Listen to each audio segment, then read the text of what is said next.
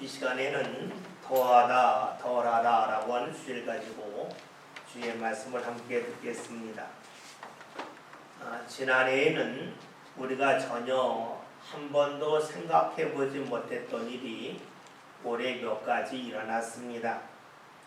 그 중에 하나가 코로나19가 많은 사람들에게 감염된 겁니다. 또 하나는 1973년 우리나라에서 기상 관측을 한 이래 가장 길고 가장 많은 비가 내렸다 하는 겁니다. 앞으로는 지금까지 우리가 생각해 보지 못했던 이런 일들이 얼마든지 일어날 거라고 하는 그러한 보도가 있습니다. 우리의 삶을 긴장시키고 있습니다. 지난 긴 장마로 인하여서 우리가 지금까지 보지 못했던 일이 많이 나타났는데 그 중에 하나가 바로 산이 무너진 것입니다. 산사태가 나타난 것이죠. 저희 신학교 친구들이 함께 모임보라는 밴드가 있는데 그 밴드에 들어가 봤더니 제천과 충주에서 목회하는 그 친구 교회 뒤에 있는 산이 무너져서 거기 있는 흙더미와 많은 돌들이 교회 앞에 굴러왔다는 소식을 접하였습니다. 국민일보에까지 났다고 하니까 적지 않은 피해였습니다. 안타까운 것은 그 교회만 피해를 본 것이 아니라 그 마을 전체가 다 피해를 보았기 때문에 교인들이 교회에 와서 일할 수가 없었습니다. 자기 집도 자기들의 밭도 산세타로 인하여 큰 어려움을 겪고 있기 때문에 교회를 돌볼 수가 없었습니다. 목회자 혼자서 굴러온 돌들과 흙을 치우는 것은 전혀 엄두도 나지 않는 일이었습니다. 그런데 이 소식을 들은 저희 친구 목사가 교인들을 데리고 그 교회에 갔습니다. 여러 명이 함께 갔습니다. 그런데 갈 때에 사람만 가지 않고 교인 중에서 포크레인을 움직이는 기사가 있는데 그분과 함께 거기 갔다 합니다. 그래서 수백 명이 모여도 하루 종일 해도 치울 수 없는 흙과 돌들을 불과 한두 시간 만에 다 치워서 교회 앞이 말끔하게 정리되었다고 합니다. 그뿐만이 아니라 함께 간 교인들은 교회 내부에 들어가서 청소도 해주고 여러 가지를 해서 큰 도움을 주었다는 이야기를 들었습니다. 우리에게 어려움이 더해진다고 하는 것은 다른 말로 하면 더 많은 힘이 필요하다 하는 것을 말합니다. 어려움이 적다면 우리의 힘으로 넉넉히 해결할 수가 있겠지만 우리의 힘보다 우리의 힘으로 감당할 수 없는 어려움이 찾아오면 누군가의 힘이 더해져야만 합니다. 힘이 더해질 때 비로소 그 어려움을 뚫고 나갈 수가 있겠죠. 그런데 만약에 어려움이 몰려왔는데 더 많은 어려움이 찾아왔는데 그 어려움을 해결할 능력이 없어서 그 어려움을 그대로 방치하면 어떻게 될까요? 농사를 짓는 일을 생각해 봅시다. 산사태가 나서 자신이 열심히 일하고 하는 밭 위에 흙더미가 몰려왔습니다. 그런데 힘이 부족해서 그 흙더미를 치우지 못했다고 생각해 봅시다. 어떻게 될까요? 그 밭에서 더 이상 농사를 지을 수가 없겠죠. 그렇게 되면 그 밭에서 얻을 수 있는 수입이 줄어드는 겁니다. 그렇습니다. 어려움이 몰려왔는데 그 어려움을 해결하지 못하면 자신이 얻을 수 있는 그리고 자신이 차지해야 될 많은 몫을 다 놓치고 맙니다. 지금까지 우리들은 산이 무너질 거라고는 생각을 해본 적이 없죠. 흔히 산을 버팀목이라고 생각했습니다. 그래서 아주 훌륭한 위인을 향하여 산과 같다. 저 사람은 내 인생의 큰 산이라 라고 말해왔습니다. 그런데 도저히 무너질 것 같지 않았던 산이 무너졌습니다. 예상할 수 없는 어려움이 찾아온 것이지요. 앞으로 우리 삶 가운데는 이처럼 우리가 예상하지 못했던 수많은 어려움이 찾아올 것입니다. 그런데 이런 예상하지 못한 어려움은 신앙생활 할 때에도 찾아옵니다. 코로나19가 지난 주말부터 아주 폭발적으로 늘어나고 있습니다. 그 한가운데 교회가 있다고 말합니다. 실제로 교회에서 수많은 감염자가 나타났습니다.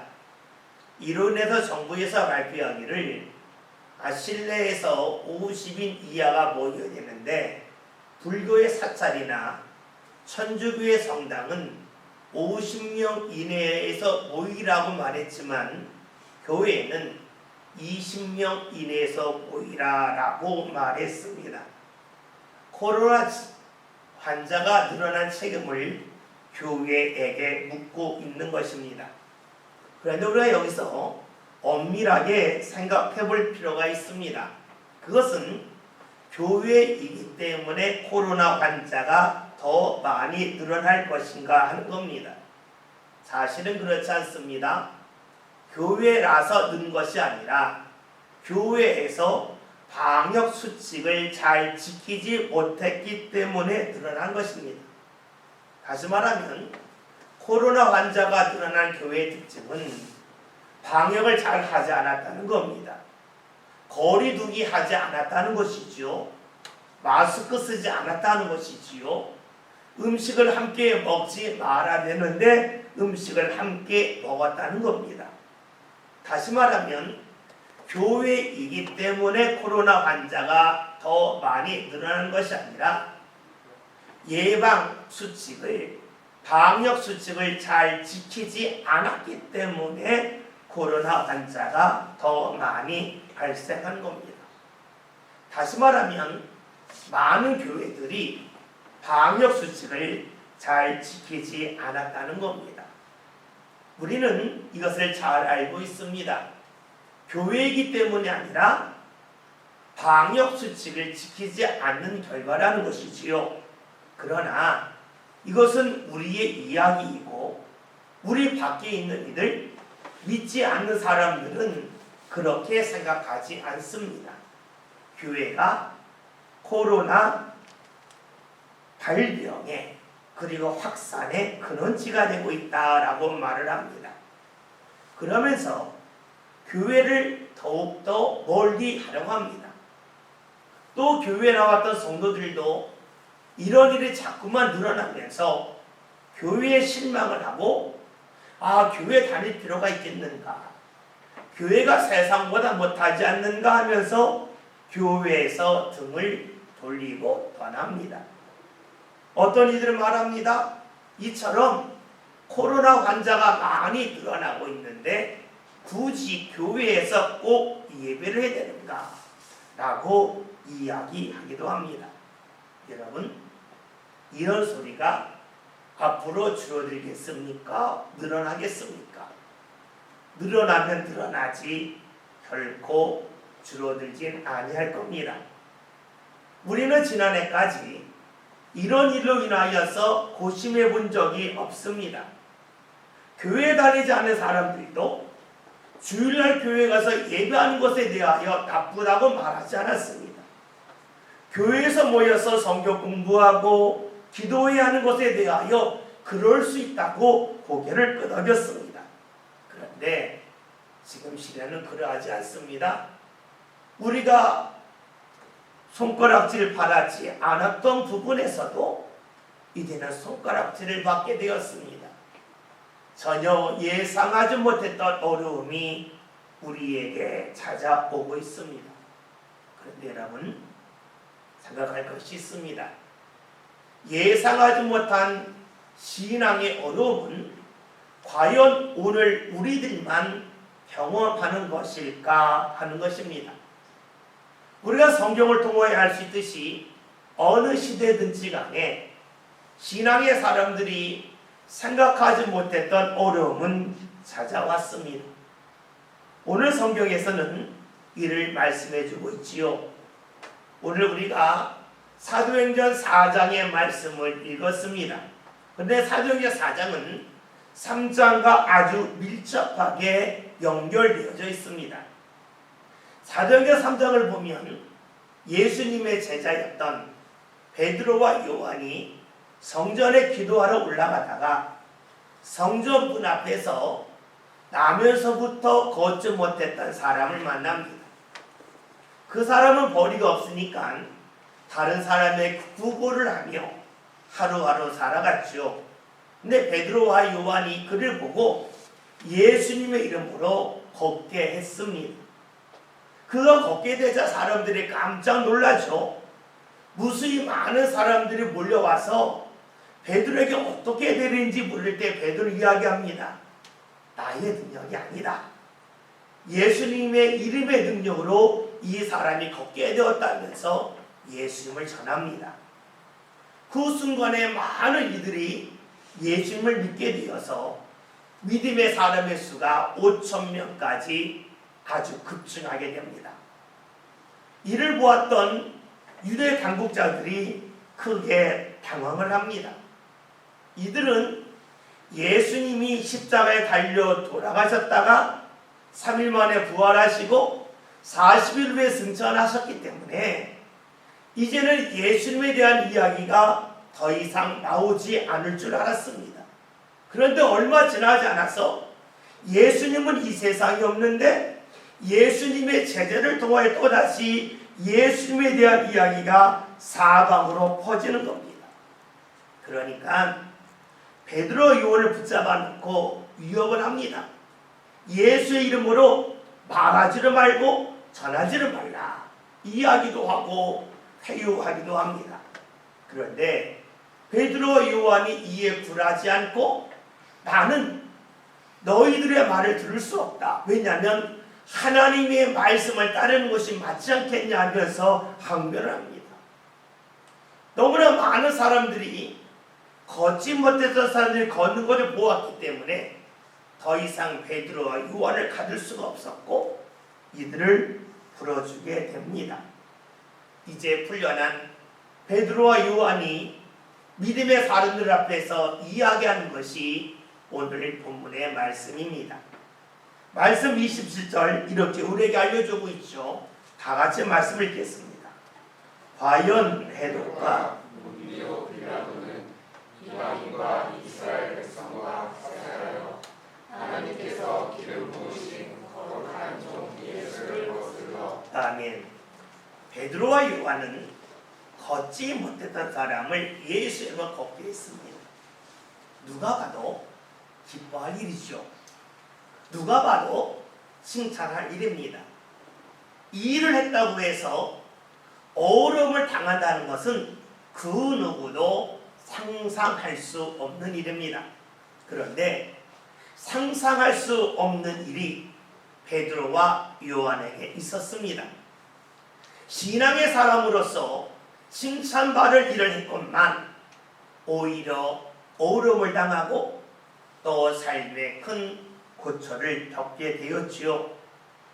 여러분, 이러한 일이 나타났을 때에 베드로와 요한을 생각하는 겁니다. 우리만 그랬을까? 아니지 않나. 우리가 믿고 따르는 예수님에게로 그런 일이 있었다 하는 것을 다시 한번 상기시키고 있습니다. 오늘 본문에 나와 있듯이 예수님께서 지금 헤롯, 본디오 빌라도, 이방인 그리고 이스라엘 사람들이 합세하여서 기름 부은 종 예수님을 십자가에 못 박혀 죽게 했습니다. 예수님은 베드로와 요한과는 비교할 수 없을 만큼 하나님의 일을 많이 하셨습니다. 수많은 사람에게 유익을 끼쳤습니다. 그 누구보다도 하나님의 뜻 가운데 사셨습니다. 그럼에도 불구하고 예수님이 십자가에 달려 돌아가셨죠. 보통 사람들이라면 그런 일이 일어나면 안 된다 할 정도의 일입니다. 즉 전혀 예상할 수 없었던 어려움이 예수님에게 있었습니다. 그러나 베드로와 요한은 하는 것이 있습니다. 사람들이 예수님의 일을 막았지만 하나님께서 예수님을 다시 살림을 통하여서 다시 부활하게 하심을 통해서 하나님의 일이 막히지 않았다 하는 것을 그들은 떠올리고 있습니다. 어려움이 더해졌지만 그 어려움이 하나님의 일을 막을 수 없음을 그들은 알았습니다.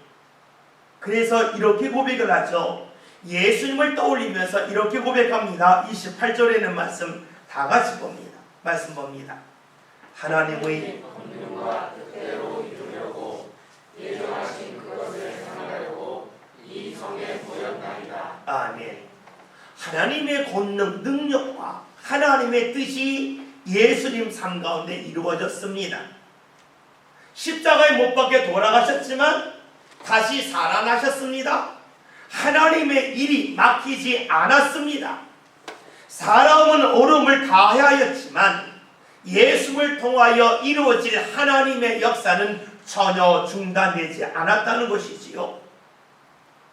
베드로와 요한은 그것을 기억하고 있습니다. 그리고 그런 역사가 자신들 삶 가운데로 일어날 것을 믿고 있습니다. 그래서 이성, 즉 예루살렘을 떠나지 아니하고 그곳에 모여 있습니다. 이것은 매우 중요한 것입니다. 왜냐하면 예루살렘은 어려움의 자리입니다. 예루살렘에서 벗어나면 어려움이 없습니다. 예루살렘에서 벗어나면 더 이상 많은 어려움이 나타나지 않습니다. 충분히 이들은 어려움이 덜한 장소를 찾아갈 수 있습니다. 그러나 그렇게 하지 않았습니다. 왜 그랬을까요? 어려움이 더해지고 가중되고 있지만 하나님의 역사도 자신들 삶 가운데 더욱더 강력하고 더욱더 많이 나타남을 통해서 그 어려움을 이기게 하실 거라고 하는 믿음이 있었기 때문입니다. 여러분, 우리가 하나님을 향한 마음이 있고 믿음이 있습니다. 그런데 그것은 보이지 않습니다. 다시 말하면 우리의 마음과 믿음의 정도를 우리가 눈으로 확인할 수는 없지요. 눈에 보이는 양식이 있습니다. 그 양식을 보면서 이 양식이 내일 정도 되면 어느 정도 남을 거다. 우리는 예측을 하고 거의 그 예측이 맞습니다. 정확합니다. 그러나 우리의 마음과 믿음은 그러하지가 않습니다. 우리의 마음을 생각해 볼까요? 누군가 오늘까지 사이좋게 지냈지만 내일 원수가 되는 사람이 있습니다. 누군가 크게 미워했는데 오늘 그 사람을 만났는데 자신이 오해했음을 발견하면서 그 미워했던 사람을 무척이나 좋아할 수도 있습니다. 그러기에 사람의 마음은 예측할 수 없습니다. 그뿐만이 아니죠. 사람의 믿음도 역시 그러합니다. 그래서 우리가 믿음은 자랑할 수 없다고 그러죠. 왜냐하면 믿음은 순식간에 무너질 수 있기 때문에 그래요. 특별히 베드로는 이를 분명하게 경험했습니다. 예수님이 잡히시기 전날 밤에 제자들에게 말씀하셨죠. 너희가 오늘 다 나를 버리고 도망갈 거다. 베드로가 답합니다. 주님, 모두 주를 버릴지언정 저는 죽기까지 주를 따르겠습니다. 버리지 않겠습니다. 말하지요. 예수님이 그런 베드로에게 네가 오늘 밤 나를 3번 부인할 거다 말씀하셨습니다. 베드로는 전혀 상상할 수 없는 말씀이었습니다. 그런데 예수님의 말씀대로 베드로 예수님을 모른다고 부인하고 맹세하고 저주까지 하였습니다. 그런 베드로였기에 그는 알고 있습니다. 오늘 자신이 믿음이 있는 것 같아도 이 믿음이 언제 무너질지 모른다는 것을 알고 있습니다. 얼마 전에 담대하게 자신은 사람의 말을 듣는 것보다 하나님의 말씀을 듣는 것이 낫다고 말했지만 그런 말하는 그 믿음이 언제 어떻게 사라질지 모름을 알고 있습니다. 자신은 믿음의 대상이 아니라는 것을 알고 있습니다. 지금까지 자신의 삶 가운데 다가온 어려움을 감당했지만 앞으로 다가올 어려움도 감당한다고 확신할 수는 없었습니다. 그렇죠. 산사태가 날 때에 조금 났을 때에 그것을 감당했다고 해서 산사태가 크게 났을 때에 감당할 수 있는 것은 아니지 않겠습니까? 지금까지 자신의 삶 가운데 몰려온 어려움을 자신이 지금 감당했다고 해서 앞으로 다가올 어려움도 감당할 수 있다고 확신할 수는 없습니다. 그래서 필요한 것이 있습니다. 그것이 무엇일까요? 오늘 성경에서 우리에게 이렇게 알려줍니다. 말씀 29절 봅니다. 다 같이 보겠습니다. 주여 이제도 그들의 위협함을 도와주시옵고 또 종들로 하여금 담대히 하나님의 말씀을 전하게 하여 주시오며. 아멘. 말씀을 보았더니 지금 베드로가 무엇을 합니까? 죽게 기도하는 겁니다. 지금은 감당했지만 앞으로 감당할 수 있다고는 확신이 없습니다. 자신을 믿을 수 없습니다. 그러기에 하나님께서 자신을 붙잡아 달라고, 자신과 함께 해달라고 하나님 앞에 기도하고 있습니다. 지금까지는 담대하게 어려움이 더해진다 할지라도 예수님을 전했지만 더 큰 어려움이 찾아온다면 자신이 과연 예수님을 담대히 전할 수 있을까? 그는 자신에 대하여 믿을 수가 없습니다. 여러분, 우리는 우리의 힘으로 감당할 수 없는 어려움이 몰려올 때에 하나님 앞에 기도를 합니다. 내가 충분히 감당할 수 있으면 내 입으로 하면 됩니다. 하나님의 도움을 구할 필요가 없습니다. 기도할 필요가 없습니다. 자신의 능력으로 넉넉히 살 수가 있겠지요. 그러나 자신의 힘이 부족함을 깨달을 때에 할 수 있는 일이 무엇입니까? 내 힘이 부족하면 일을 적게 할 수도 있어요. 그러나 일을 적게 하지 않겠다 한다면 하나님의 도우심을 구할 수밖에 없습니다. 그렇기에 베드로는 주님에게 기도하는 겁니다. 담대하게 자신이 예수님을 전하는 사람으로 계속해서 살아갈 수 있길 위하여 기도합니다. 여러분, 여러분에게 자녀가 있지요. 자녀가 공부하겠다고 그럽니다. 나름대로 부족한 살림 가운데 돈을 모아서 자녀가 공부하는데 지원해 주었습니다. 그런데 어느 날 여러분이 하는 일이 예전만큼 안 돼요. 수입이 줄었습니다. 공부시킬 돈이 부족해졌습니다. 그렇다면 여러분이 할 수 있는 것은 두 가지가 있겠죠. 하나, 자녀들에게 못 도와주니 미안하다. 그러니까 네가 과거보다 더 열심히 공부하는 일밖에 없다. 어려움이 생겼으니 네가 더 열심히 하는 길밖에 없다. 한 가지 길이 있겠죠. 두 번째 길이 있어요. 그건 뭐냐면 내가 하는 일이 잘 안 돼서 수입이 줄으니까 한 가지를 더해서 수입을 늘려가서 그 돈을 가지고 자녀가 공부할 수 도와주는 겁니다. 다시 말하면 어려움이 더해졌을 때에 그 어려움 속에서 자신의 삶을 그대로 유지할 수 있는 길은 자녀가 공부를 더 열심히 하든 자신이 부모로서 일을 더 열심히 하든 두 가지 길밖에 없습니다. 그렇지 않으면 공부를 계속해서 이어가기가 어렵겠지요. 지금 베드로에게 어려움이 왔습니다. 그거 할 수 있는 길이 뭡니까?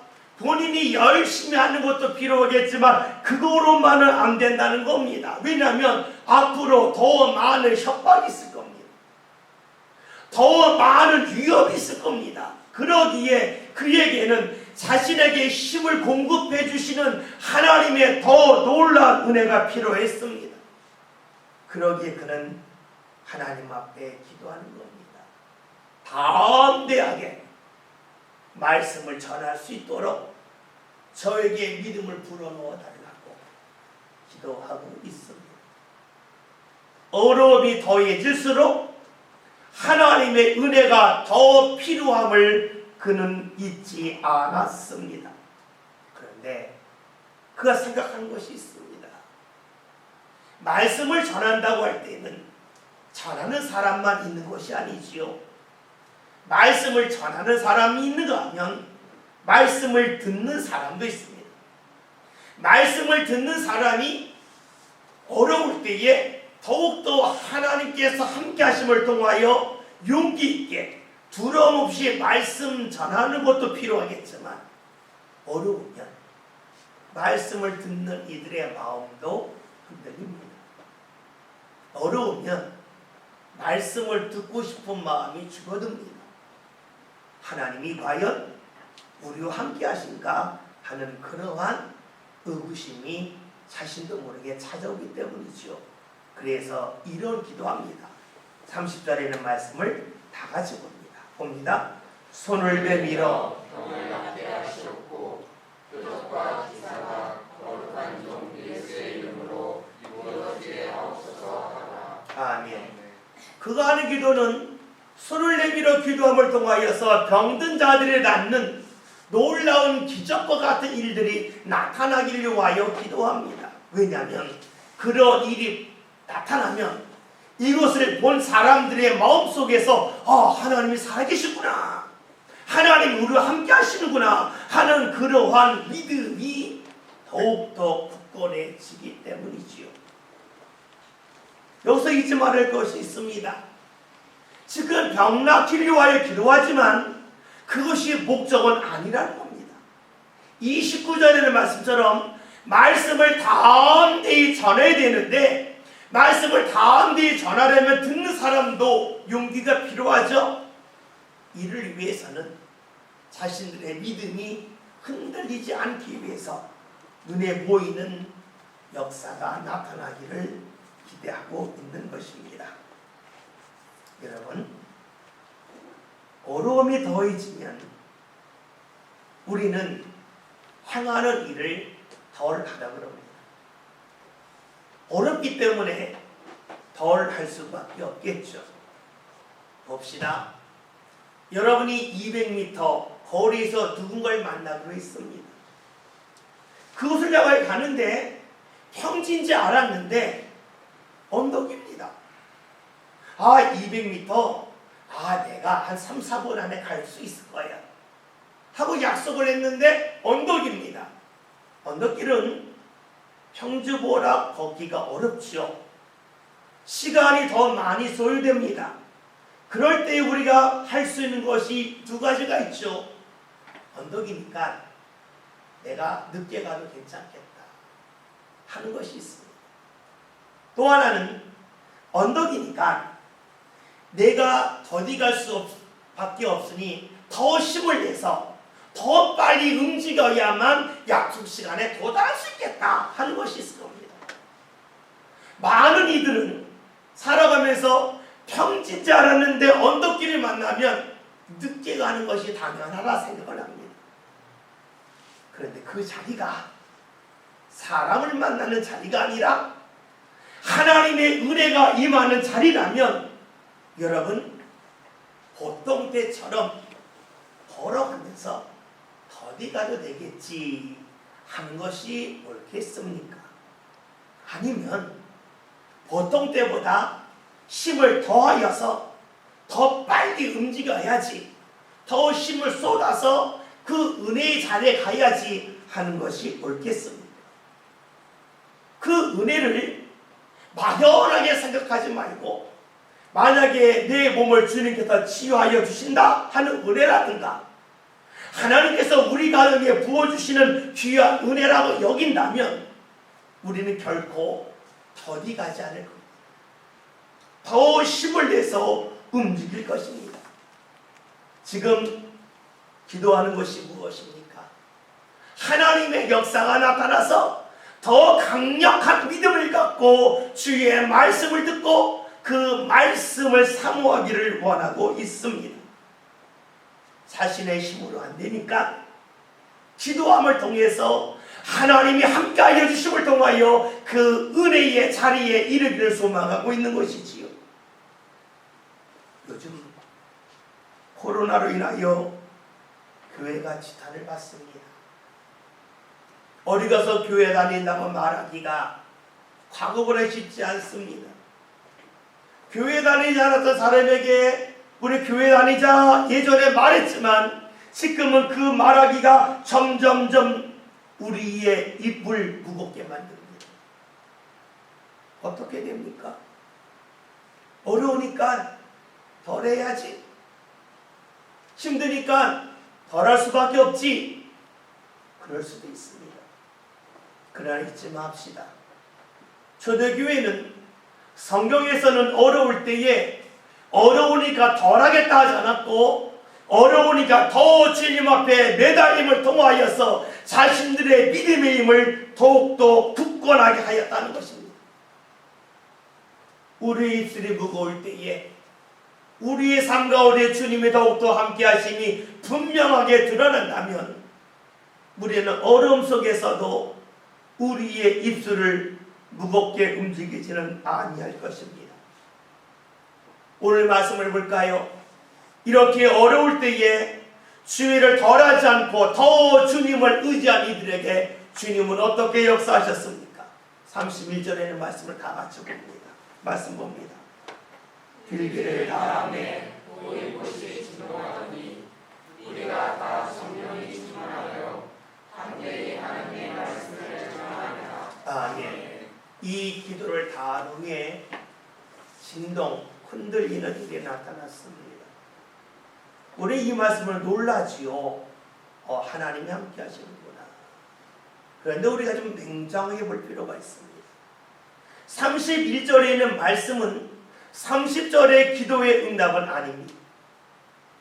30절에서 기도한 내용은 병든 자가 낫기를 위하여 기도하였는데 31절의 응답에는 그런 응답이 없습니다. 그러나 궁극적인 응답은 나타났습니다. 무엇입니까? 이들이 다 담대하게 말씀을 전했다는 겁니다. 병이 낫기를 원했던 것은 그것이 목적이 아니었습니다. 말씀을 담대하게 전하는 하나의 길로서 병든 자가 낫기를 위하여 기도했던 것이지요. 주님의 역사는 이들이 원하는 방법은 이루어지지 않았지만 이들이 소망한 것은 이루어졌습니다. 이것이 바로 기도의 역사입니다. 우리는 기도할 때에 내가 기도한 것이 그대로 응답되어야만 기도를 하나님께서 들으셨다고 봅니다. 성경을 보면 기도한 내용이 그대로 이루어진 것이 아니라 기도의 목적이 이루어집니다. 하나님의 말씀을 담대히 전하게 해달라고 했는데 담대히 전하게 되었죠.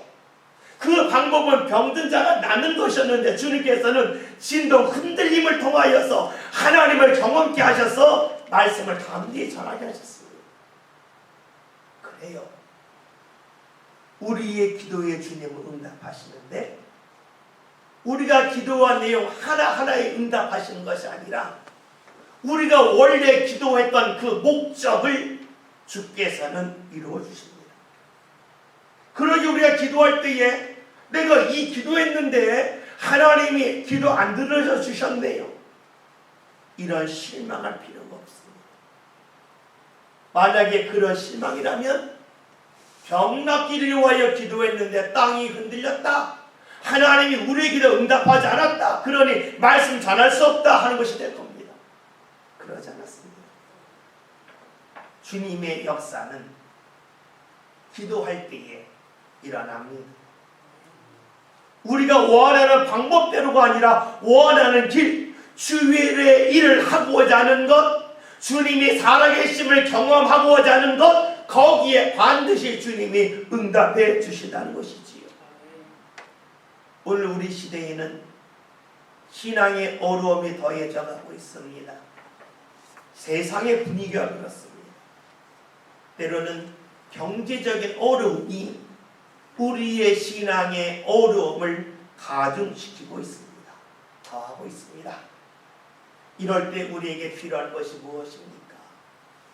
주께 기도하는 것입니다.